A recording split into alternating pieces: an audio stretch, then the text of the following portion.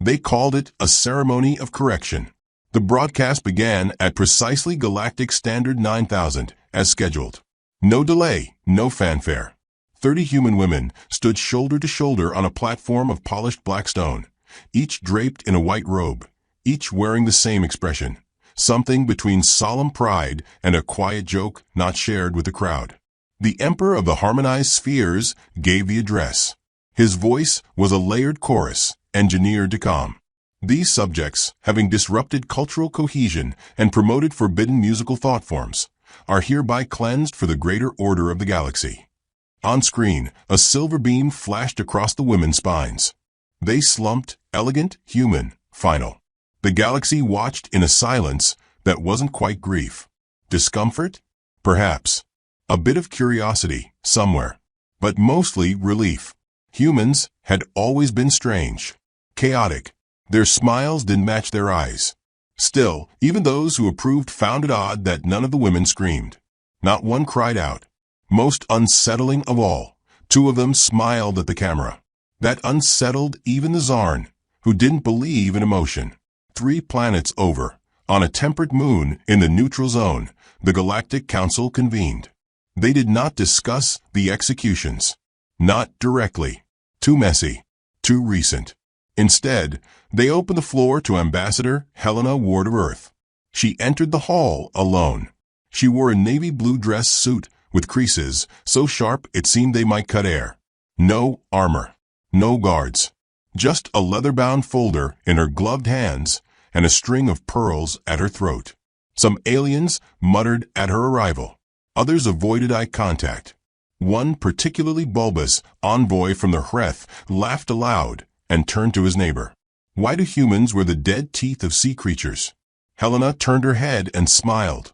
Wide, warm, and terrible. Oh, do forgive the pearls. I wear them when I'm worn. The laughter stopped. She took her place before the dais and opened her folder with delicate, deliberate care. The Earth Council acknowledges the sovereign right of the Harmonized Spheres to legislate within its own domain, she said, voice gentle, motherly even. However, the unlawful termination of 30 civilian women, each under protected cultural envoy status, violates 9 interstellar treaties, and more importantly, she paused. Let the moment breathe. The threshold of human patience. The chamber blinked. Patience? They had expected rage.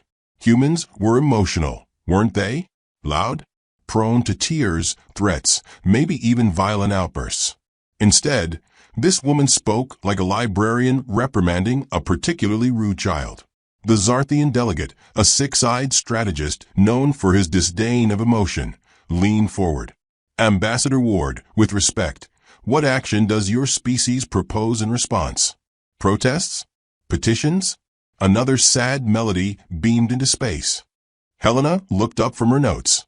Oh no, General. That's all been scheduled. She turned the folder around and held up a single page. It was a calendar. A simple human paper calendar, with a red circle drawn around a date 2 days away. This is the countdown, she said. There was a pause, one of those silences that comes before thunder. The Emperor's envoy, a crystalline being named Solarka, clicked impatiently. Are you threatening the Council with a schedule? Helena nodded, her smile widening by degrees. We are your radiance. Solarka pulsed with shifting light, then laughed. How very human. Your threats are as primitive as your food. Valeth of the Brineborn chimed in. Yes, I hear you fry things in oil and keep animals indoors. Your ships smell like cinnamon and socks. And yet, Helena murmured, we always seem to win the long wars. The laughter wavered. There was something too measured in her tone, too calm. It wasn't a bluff. It wasn't even a warning. It was a statement of fact. The Grothic Chancellor, a being bred for emotionless negotiation, adjusted its vocal modulators. Forgive us, Ambassador, but Earth lacks the force projection to challenge the Empire militarily. Your moon base has been dismantled. Your fleets are docked. You haven't launched a carrier in 5 years. Helena closed the folder. Yes, we've been quiet. She folded her hands gently. We baked. We built schools. We taught our children to sing. She looked up, eyes unblinking. Now you've silenced the choir. Another silence, this one sharp. The youngest member of the council, a feathered diplomat from Jiruscan, whispered. Why were they smiling? The emperor's envoy scowled. Because they were weak and sentimental. Helena turned toward him. No, she said softly. Because they were first. A tremor passed through the hall. Helena stepped down from the podium, leaving the folder behind. It sat there like an unexploded device, ordinary on the outside, but unsettling in its stillness. A Slarican bureaucrat leaned over and opened it. Inside was a handwritten recipe. Oatmeal cookies. Makes 30. Bake at 375 degrees for 10 minutes. Optional. Cinnamon. The session was dismissed early. On the far side of the galaxy, the human fleet remained hidden. Not dark, not cloaked, just missing. Absent from space lanes. Absent from scans. As if it had never existed. Back on Earth, the news was oddly silent. No global announcement. No fiery speeches. Just a quiet pause, like the moment before breath becomes a scream. In the Highlands of Scotland, an old woman lit a candle and placed 30 white stones in a circle. In Texas, a boy dug a shallow trench in the shape of a star. In Tokyo, a software update rolled across every civilian drone in service. No patch notes, just a version number and a timestamp. The galaxy waited, watched, whispered, and wondered why the humans hadn't retaliated yet. Surely they would rage. Surely they would protest. But they didn't. They smiled. 2 days later, a courier ship arrived at the Emperor's primary moon. It was unarmed. Civilian. Crew of 1. Helena Ward stepped off the ramp alone, her heels tapping quietly across the marble floor of the Imperial Hall. She carried no folder this time, just a small box tied with a pale ribbon. The Emperor himself deigned to attend. Have you come to surrender? He asked, bored already. Helena tilted her head. I've come to remind. Remind whom? She held out the box. You. The Emperor hesitated, then opened it. Inside were 30 folded pieces of paper. Each one bore the name of a system, one under his command. What is this? He demanded. Helena's voice didn't change. These are your last safe places. What? A small beeping echoed from the box. Harmless. Friendly even. It's just a timer, she said sweetly. We found that it helps when empires panic. Makes things feel cinematic. Explain yourself. She met his eyes, and in them was the weight of 1,000 years of restraint. You killed 30 women because they sang, because they laughed, because they reminded you that your power was fragile. He raised his hand to summon guards. They weren't our weakness, she said, taking a step closer. They were our last tether. She looked past him, toward the stars. And now we remember what we were before peace. In the next 30 minutes, systems began to go dark. Communications failed. Stars flickered. Gravity wavered. Helena turned without another word and stepped back onto her ship. The Emperor stood frozen. In his hand, the last piece of paper simply read, "This is still mercy." The first thing the aliens noticed was the silence. Not the dramatic kind, the kind that follows an explosion or precedes a speech, but something far worse. A procedural, bureaucratic, calculated quiet that came from deep within the human systems. Earth's moon bases, normally alive with sensor noise and chatter about hydroponics and livestock inventories, went dark. Not jammed, not cut, just turned off. Their broadcast logs stopped mid-sentence, as if someone had stood up mid-meal and never returned. The Martian relay satellites sent one last ping, a faint looping broadcast of a little girl singing Swing Low, Sweet Chariot. Then they too went quiet. The harmonized spheres laughed, at first. On Imperial talkstreams, military experts chuckled at theatrics. They theorized that Earth was pretending weakness. One particularly smug strategist called it emotional peacocking. Valeth of the Brineborn wrote a treatise titled On the Predictable Overreaction of Lesser Species. It concluded, humans value symbolism over strategy. They would rather send poetry than plasma. But still, the signal stopped. Civilian trade convoys vanished without sending distress. Orbital scans over Sol detected nothing out of place, too perfect, in fact, as if someone had painted over the stars. On Ether 9, in a soundproofed bunker lined with reinforced pearl-glass, High Strategos Glycin of the Ulan Clade assembled a team to study the phenomenon. He didn't call it a war. He didn't even call it a threat. He called it a behavioral anomaly. The analysts reported that Earth hadn't mobilized a single fleet. They had, instead, decommissioned several, docked them in neat rows like museum pieces. Earth's outer defense grid wasn't just inactive. It had been dismantled. What kind of species removes its armor after an insult? Glycin hissed through his gills. Back on Earth, Admiral Javier Reyes was brewing tea. The command center beneath the Rockies had no lights, only phosphorescent moss embedded into the walls, giving everything a soft green glow. The air smelled of mint and dust. He stirred his cup with the precision of a surgeon, added a drop of honey, and said to no one in particular, "They think we're planning something."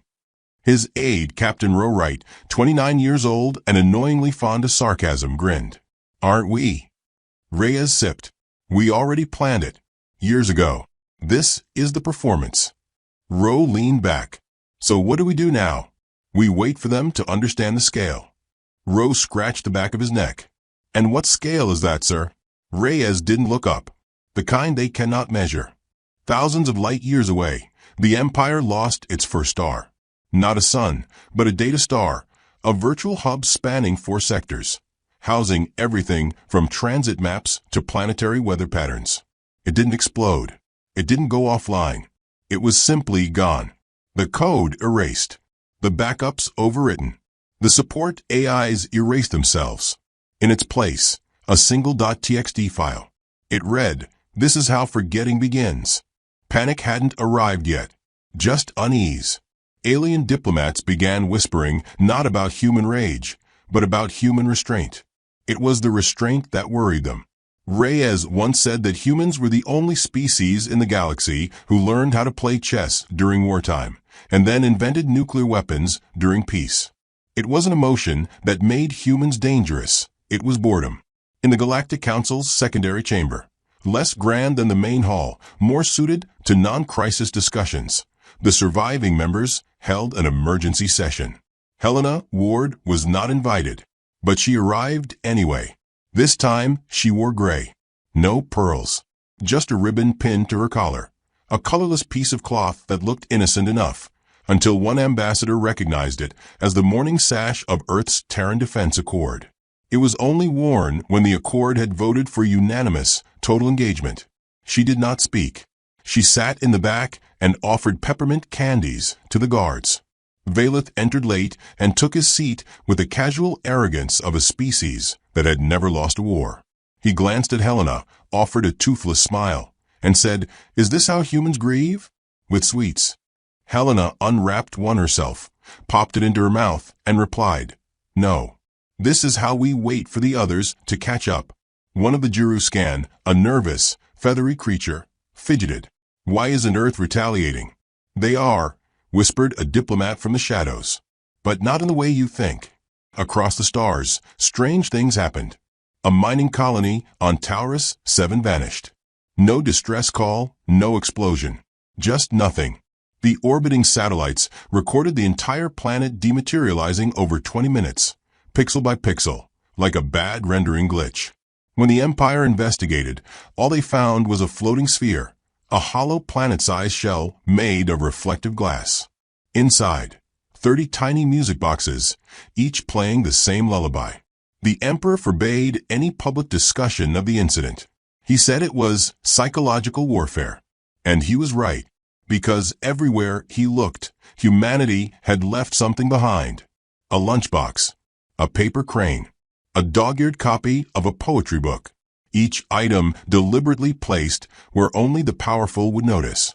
Each one a reminder. In Reyes' war room, holographic maps were being folded away. No more simulations. No more debates. The staff were gone.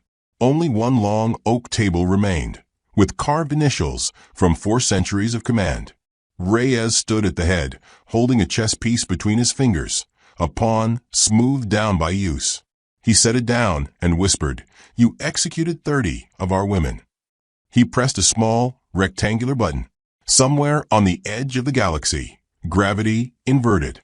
An imperial colony, the one closest to Earth's historic Mars route, collapsed inward, compacting to the size of a coin. No radiation, no debris, just a new black hole, humming faintly with what some claimed was human song. The Emperor raged behind his crystal throne. He'd ordered counterstrikes, but they'd struck nothing. He ordered arrests, but humans had vanished from imperial territory. He screamed into his translators, "Where are they?" No one knew, not even the surviving spies. Because humanity hadn't gone dark. They had gone quiet. And no one in the galaxy knew how dangerous human silence could be. In a bar on a neutral world, two alien smugglers spoke in hushed tones. "They're everywhere," one said, shaking. "But they don't attack. They just look at you. And sometimes, if you're lucky, they smile." The other one whispered, "That's when you know it's too late." In the Council's private archives, a courier delivered an envelope. Paper. Wax seal. Inside a hand-drawn map. 27 red XS, inked with care. Underneath, in elegant script, "These are where your throne stood." The first planet didn't scream. It simply dimmed. Galactic Prime, one of the Empire's crown worlds, was known for its sapphire skies and 10-ringed orbital gardens. Its capital city, Varesh, was shaped like a blooming flower, the petals stretching across continent-sized bridges. At precisely 0200 galactic standard, every light in Varesh flickered, then vanished. Satellites failed. Power grids stalled. Communication towers bent slowly toward the ground, as if grieving. Orbiting vessels reported one last haunting image. The planet's rings peeling away, layer by layer, like a peeled fruit, before collapsing into a dense, swirling sphere of quiet light. And then stillness. No boom. No rupture. Just erasure. The Empire called it an anomaly, but Earth called it the beginning. Elsewhere, the systems marked with red excess began to fall, not with fire or bombs, but with elegant devastation. Each one unique. Each one artistic. On Arvith 3, the gravity reversed in a single city for exactly 37 seconds. Citizens floated gently into the sky, unaware, even joyful, until the air thinned and the warmth faded, and they never came down. On Vendrak, a water world known for its musical tides, the oceans themselves were turned into glass, trapping 1,000,000,000,000 living beings in a still life sculpture of anguish and beauty. At the center, a single human flag floated upright in frozen motion. No signal accompanied the events. No declaration. No demand. Only a silence that screamed louder than any weapon. Inside the Emperor's war spire, alarms cascaded from floor to floor, an opera of futility. His admirals shouted over one another, searching for a pattern. "We don't know how they're doing this."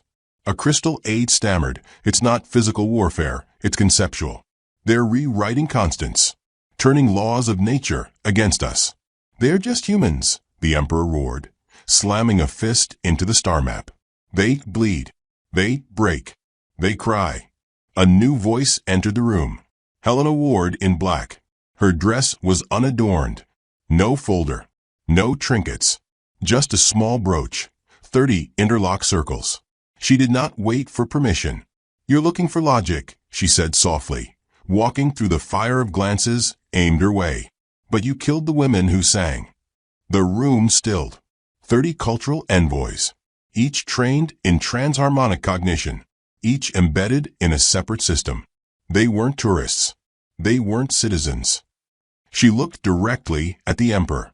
They were conductors. The Emperor narrowed his eyes. Conductors of what? She stepped closer. Of grief. And then Valeth died. He was seated, perfectly still, mid-thought, but his skin, translucent and damp, froze solid and fractured down the middle. No cause. No weapon. Just a sudden, irreversible absence of function. His final breath sang 3 notes, E-flat, G-B, a minor chord.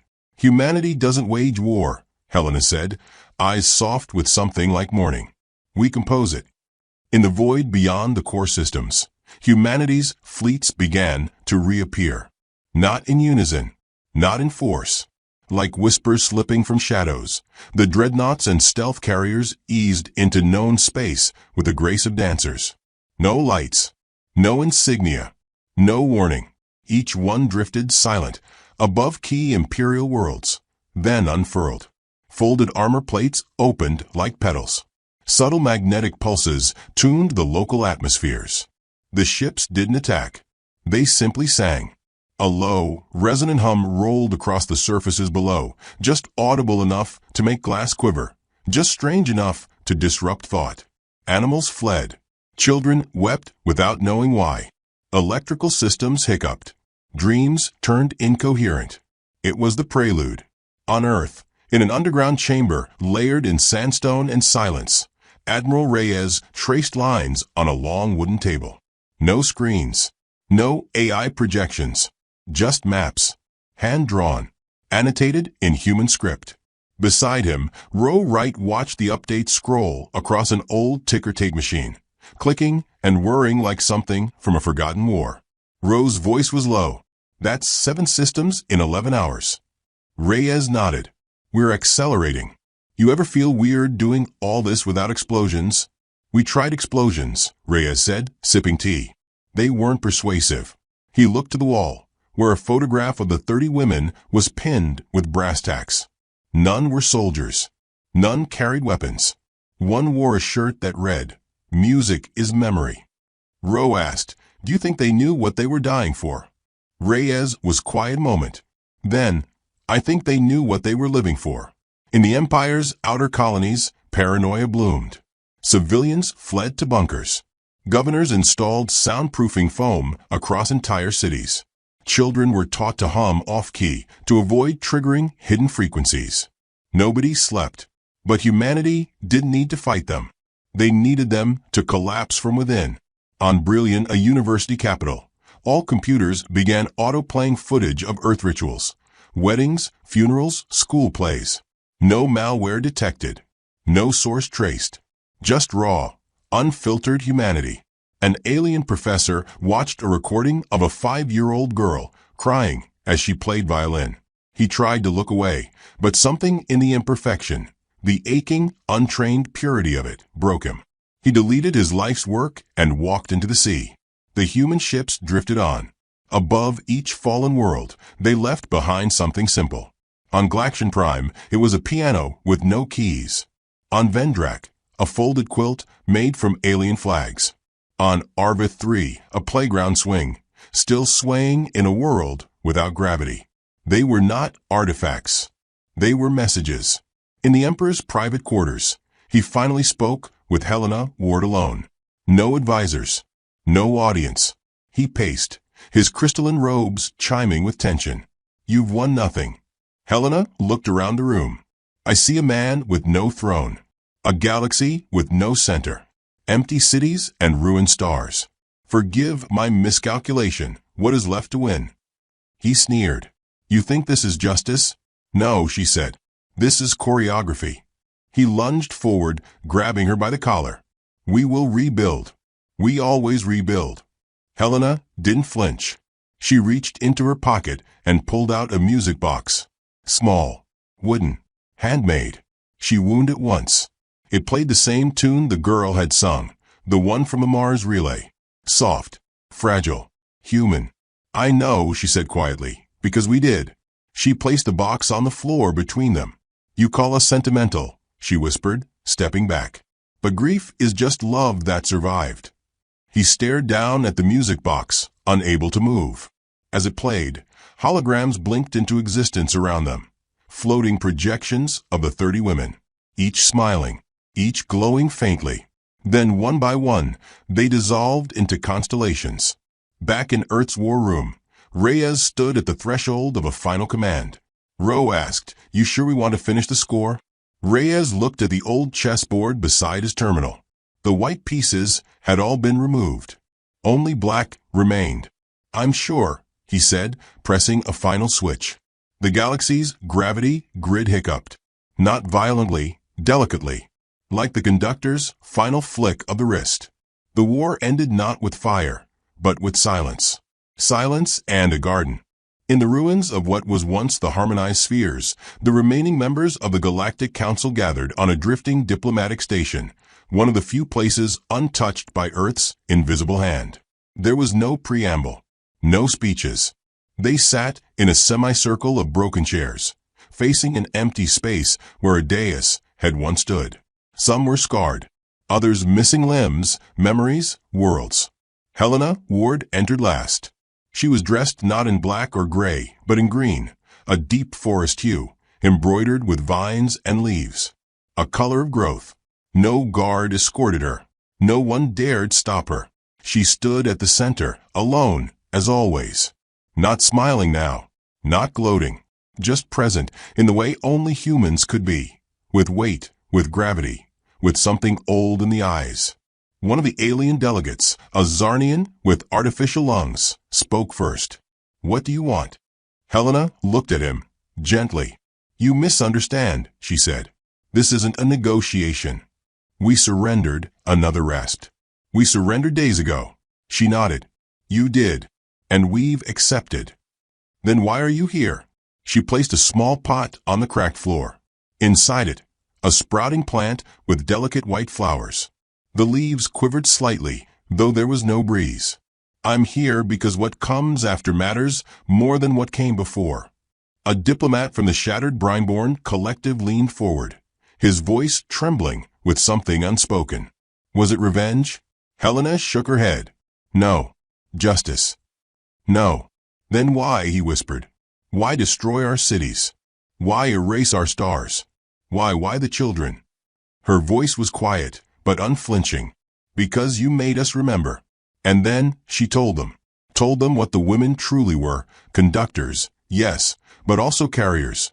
Each one had been seeded with emotional architectures, coded harmonic frequencies, deeply human cultural impressions, compressed into quantum strands. They had been part of an experiment, a last effort to bridge peace through something more lasting than treaties. Shared art, shared memory, shared ache. The harmonized spheres saw 30 soft voices and mistook them for weakness. So they silenced them. And in doing so, they untethered a species that had tried, desperately, to forget its former shape. "You made us remember what we are," Helena said. "Not monsters. Not conquerors. Something worse." The Jurusken delegate looked up slowly, feathers trembling. "What are you, then?" "Rememberers," she said. "We are the species that does not let go." The room remained still. On Earth, the celebrations were muted. There were no parades, no fireworks, just an odd sort of relief, as if a great weight had lifted, but not joyfully, more like the ache after long-held breath. Admiral Reyes sat in his cabin above a sea of clouds, watching sunlight spill over the Rockies. A radio hummed quietly beside him, playing an old recording of wind chimes and church bells. Ro Wright entered, holding a datapad. "Final report, sir." Reyes took it without looking. Ro hesitated. "We left a lot standing." "We always do." Some of them expected annihilation. They wanted simplicity, victory or defeat. We gave them something else. Ro sat down, suddenly tired. "You think they'll understand?" "No," Reyes said. "But their children might." Outside, the wind shifted. Birds flew over the scorched horizon. In the distance, the old world stirred. Elsewhere in the galaxy, life resumed, haltingly, cautiously. Not all imperial systems were gone. Not all leaders dead. But the core, the arrogance, the belief in superiority, that had been uprooted. Human ships no longer hovered. They listened, monitored, observed. And when asked what the war had meant, Earth gave no official answer. Instead, humanity released a song. No title, no lyrics, just a girl's voice, imperfect, breaking at moments, trembling and true. The same melody that had played before the Martian relay went dark. It rippled through the stars. Some cultures banned it. Others wept. Aboard an isolated moon in Sector 9, a surviving warlord stood before a human envoy. He had seen 3 of his worlds vanish. His voice was hoarse from screaming at shadows. He said, "We underestimated your grief." The envoy, a young woman with a calm face and a neck tattoo that read librarian, replied, "No, you underestimated its direction." The emperor's spire stood half-broken, its tower sliced diagonally like a toppled monument. Inside, the emperor sat on a bench made of crystal shards, looking over what remained of his dominion. Helena visited him one final time. He didn't rise, didn't speak. She sat beside him. For a moment, neither moved. Then he asked, "What did I teach you?" She answered, without hesitation, "That mercy has limits." He turned his head. "You killed billions." "No," she said. "You did. We just stopped you from doing it again." He closed his eyes. "It was a mistake." She nodded. "It always is." A long pause. "Will you finish us?" She smiled softly, a sadness there. "No. You'll do that yourselves." And she left. Not with guards. Not with fire. Just with a garden seed pressed into his hand. Back on Earth, an old woman stepped out onto her porch.